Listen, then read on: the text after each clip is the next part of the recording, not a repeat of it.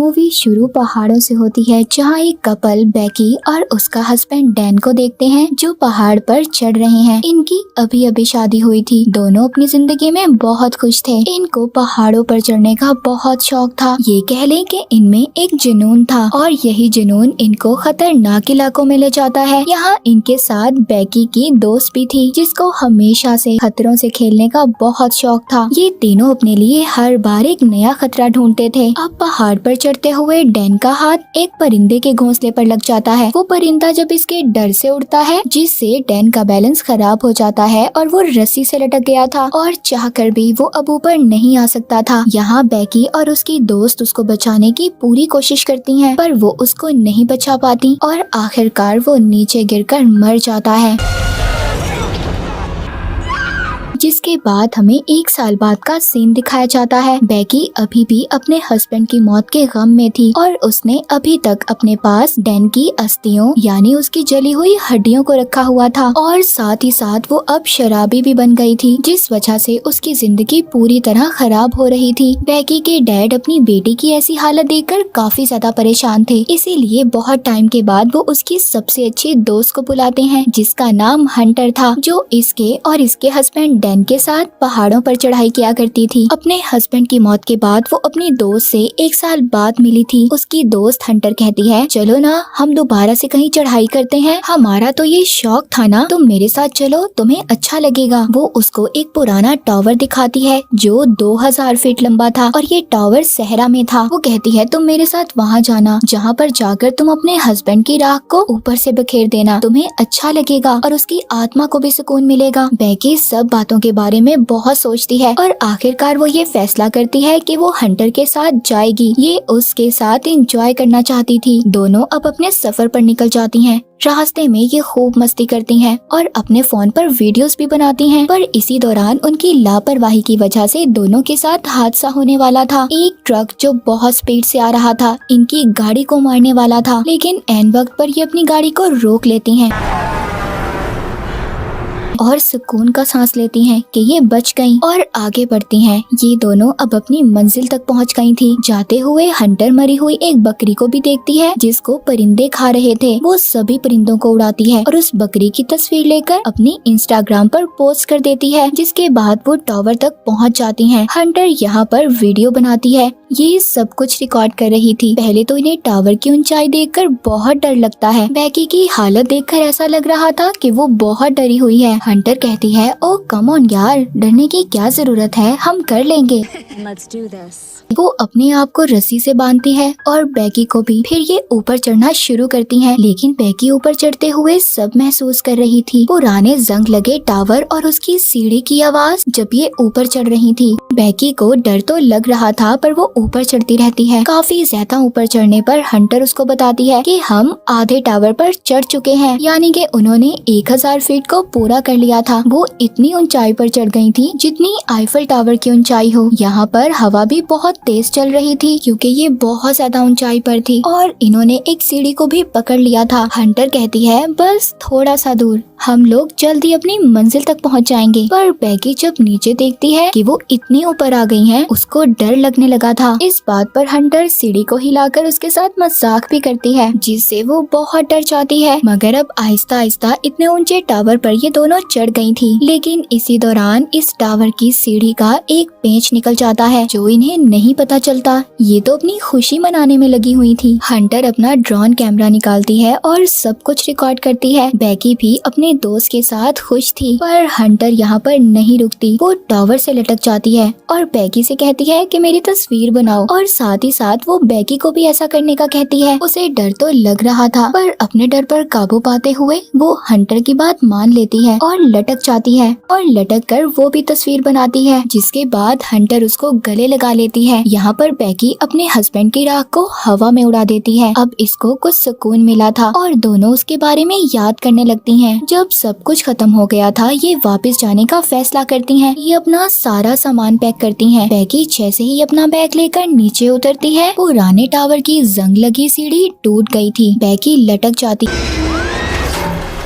पर हंटर ने किसी न किसी तरह उसे ऊपर खींच लिया था। पर बैगी का बैग नीचे टावर के एंटीना पर लटक जाता है, जिसमें इनका ड्रोन कैमरा और खाने पीने का सामान था। वो अब इनकी पहुंच से दूर हो चुका था। बैगी घबराने लगती है। दोनों अपना फोन भी चेक करती हैं, पर यहाँ ऊंचाई पर फोन में सिग्नल्स ही नहीं थे। तभी उनको टावर पर से एक फ्लेयर गन और दूरबीन मिलती है। हंटर कहती है, अभी इसका हमें क्या फायदा, हम इस वक्त अगर गन को चलाएंगे भी तो क्या फायदा होगा। बैगी थोड़ा घबरा जाती है जब वो देखती है कि उसकी टांग पर जख्म हो गया था। हंटर उसको पट्टी बांधती है। अब ये दोनों करती भी तो क्या करती, उधर ही बैठकर व्लॉग अपनी वीडियो को खत्म करती हैं। कुछ घंटों के बाद हंटर दूरबीन से देखती है उधर थोड़ी ही दूर एक गाड़ी खड़ी है। ये लोग उन्हें मदद के लिए नहीं बुला सकती थी। तभी हंटर अपना फोन चेक करती है। जो पोस्ट इसने मरी हुई बकरी की थोड़ी देर पहले की थी, उस पर लोगों के लाइक और कमेंट्स थे। मतलब उस वक्त जमीन पर सिग्नल्स थे। हंटर अब मदद के लिए एक मैसेज लिखती है और अपनी आईडी पर पोस्ट कर देती है। अपने फोन को रस्सी से बांधकर थोड़ा सा नीचे करती है ताकि सिग्नल्स आ सकें और इसकी पोस्ट को देखकर इसके फॉलोअर्स इनकी मदद को आए। पर अभी भी फोन पर सिग्नल्स नहीं थे और इनका मैसेज भी पोस्ट नहीं हुआ था। अब खुद लटककर फोन नीचे करने का फैसला करती है, लेकिन उनका मैसेज अभी भी पोस्ट नहीं होता। अब हंटर ये सोचती है कि वो अपने फोन को नीचे फेंक देगी, पर पहले ये उसे अपनी जुराब में डालती है और फिर अपने जूते में, ताकि इसका फोन जमीन पर गिरने से टूटे ना। और फिर ये अपने फोन को नीचे फेंक देती है, जिससे कि जमीन पर सिग्नल्स आएंगे और इसकी पोस्ट तो सेंड हो ही जाएगी। हंटर जब दूरबीन से देखती है तो जमीन पर इसको एक आदमी और उसका डॉग नजर आता है, जो अपने फोन पर किसी से बात कर रहा था। इसीलिए यहाँ पर बैगी जल्दी से अपना जूता फेंक देती है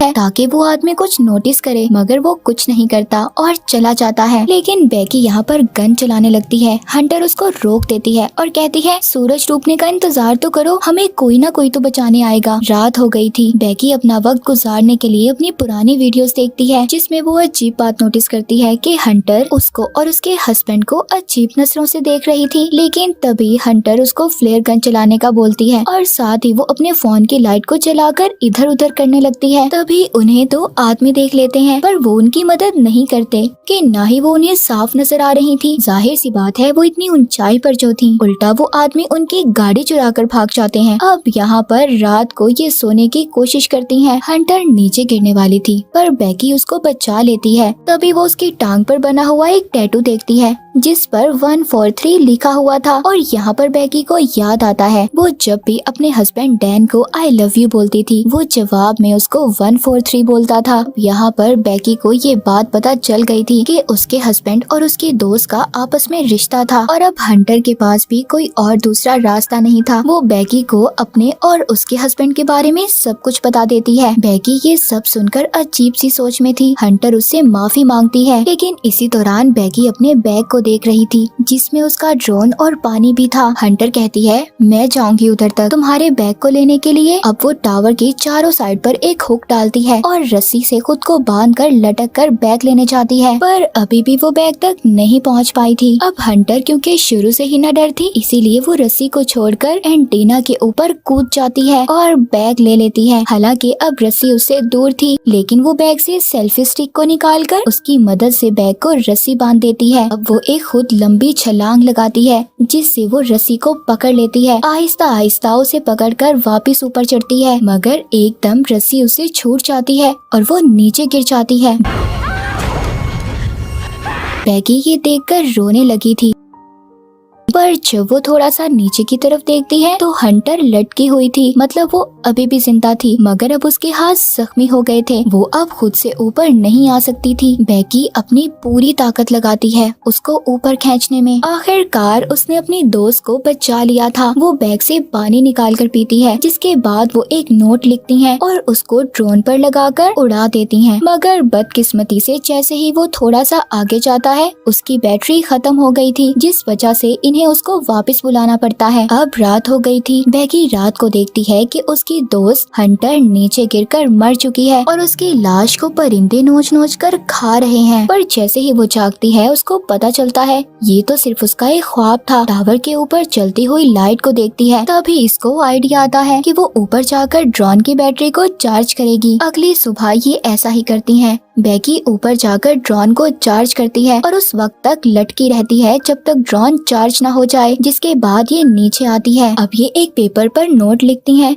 और उसको ड्रोन पर लगाकर उड़ा देती हैं। ये अपने ड्रोन को एक घर की तरफ भेजती हैं। इससे पहले ड्रोन घर तक पहुंच पाता गाड़ी से टकराकर टूट जाता है। ये यहाँ पर एक दिन इसी उम्मीद में गुजार देती हैं कि कोई इनकी मदद के लिए आएगा। बेकी की हालत बहुत ज्यादा खराब हो चुकी थी। अब वो एक दिन भी यहाँ नहीं गुजार सकती थी। तभी वो हंटर से उसका जूता मांगती है ताकि वो अपने फोन को नीचे फेंक सके दोबारा से मैसेज लिखकर, क्योंकि उसके पास कोई और दूसरा रास्ता नहीं था। पर हंटर उसको मना कर देती है। यहाँ पर हमें पता चलता है कि हंटर तो उसके साथ ही नहीं, वो तभी नीचे गिरकर मर गई थी जब वो बैग लेने के लिए गई थी। और बेकी का सिर्फ एक ख्याल था कि हंटर उसके साथ है ताकि वो खुद को अकेला महसूस ना करे। जब वो नीचे देखती है तो उसकी दोस्त हंटर की लाश परिंदे खा रहे थे। बेकी अब बहुत ज्यादा रोती है। अपने डैड के लिए एक मैसेज रिकॉर्ड करती है, एक आखिरी मैसेज। उसको भी अब ये उम्मीद नहीं थी कि वो बच पाएगी। अब सुबह हो जाती है। एक दिन और गुजर गया था। तभी एक परिंदा उसकी टांग पर निकलता हुआ खून देखकर उसे खाने आ जाता है। बेकी उस परिंदे की गर्दन तोड़कर उसे कच्चा खा जाती है, जिससे हमें पता चलता है कि वो भूख की वजह से तड़प रही थी। उसे खाने के बाद उसे एनर्जी, ताकत मिलती है। दूसरी तरफ इसके डैड अपनी बेटी के लिए बहुत ज्यादा परेशान थे। वो इसके बारे में पता करना चाहते थे कि आखिरकार उनकी बेटी है कहाँ पर। उधर बेकी अब हिम्मत कर नीचे उतरती है उस जगह पर जहाँ पर हंटर की लाश एंटीना पर लटकी हुई थी, और अपने फोन को हंटर के जूते में डालकर उसके पेट के साथ चिपकाकर हंटर को सॉरी बोलती है और नीचे फेंक देती है ताकि उसका फोन ना टूटे और उसके डैड को मैसेज मिल जाए। जिसके बाद हम कुछ घंटों बाद देखते हैं बेकी के डैड उस टावर के पास पहुंच गए थे, मगर जैसे ही वो वहां पर पड़ी हुई लाश को देखते हैं जो हंटर की थी, जिसको पुलिस वाले लेकर जा रहे थे, वो समझते हैं शायद उनकी बेटी मर गई। लेकिन बेकी उनको आवाज देती है, डैड। वो अपनी बेटी को देखते हैं तो सुकून का सांस लेते हैं कि उनकी बेटी जिंदा है। वो अपने डैड के गले लग जाती है। आखिरकार बेकी की कोशिशों और उसकी उम्मीदों ने उसे जिंदा रखा। और इसी के साथ ये मूवी यहीं पर खत्म हो जाती है।